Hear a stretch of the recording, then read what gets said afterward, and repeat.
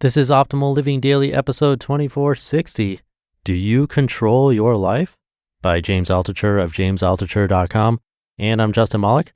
Welcome back to Optimal Living Daily, or the OLD podcast, where I read to you from some of the best articles I can find and get permission from, covering personal development or self-help, minimalism, productivity, and more, all to help you live a more happy life and hopefully more fulfilling as well. So with that, let's get right to it and continue optimizing your life. Do you control your life? By James Altucher of jamesaltucher.com.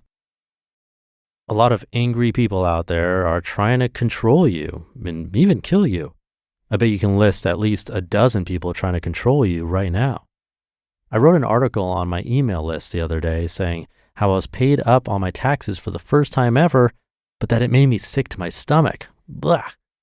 Taxes and money are a very emotional issue for many people. Some people wrote me angry letters. In 2 cases, I wrote back, please reread the article. And then they reread and apologized. How come they apologized? Well, because they didn't read it. They just projected their own anger onto my article and then onto me. That's what most people do all of the time. They are sick, but they puke on you. They wanted to provoke a response from me. They wanted to control me. I have 2 challenges: not letting people control me and not trying to control anyone else. When I succeed at these 2 things, life is pretty good. The first time I ever made a lot of money, it did not make me free. It cost me my freedom. Before I had money, I had a lot of friends. I did what I wanted on weekends. And at nights, I had fun. After I had money, I started thinking I needed to make more money, a lot more money. I started buying things I couldn't really afford. I felt people wouldn't like me if I didn't have these things. I started lending money out to friends and family in the hopes of helping them. I thought people would like me if I saved them. Nobody will ever remember how you helped them, and you can't save anyone. This was my first lesson. My second lesson is that I never really owned anything. When I owned a house, I became slave to the bank, slave to the government, slave to upkeep of the house, and slave to the other people living in the house, my family, who I became afraid would be homeless. Third, I let money control who I associated with. Eventually, I ended up with no friends or family. The people I truly loved at the time, I lost. I still regret it. I was afraid of consequences. I was afraid to lose everything, even though I had already lost it. I sold everything. I had to give up many of my friendships and even many of my family relationships. I disappointed probably everyone, but it was the only way I could get free and start from scratch. Once I started from scratch, I was able to begin the long process of reinventing myself. I probably own nothing right now except some clothes and some books. And all my relationships, 100% of the people I talk with are only with people I choose to talk to.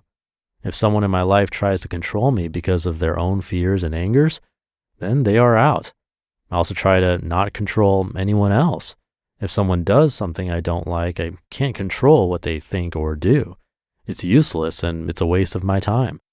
I try to change my circumstances so I don't have to deal with those people. What if you are stuck in a job and have bills to pay because of past mistakes? Well, you have to work for your freedom then, and it's an ongoing process. It's every day. The key to freedom is luck, but luck is not magic.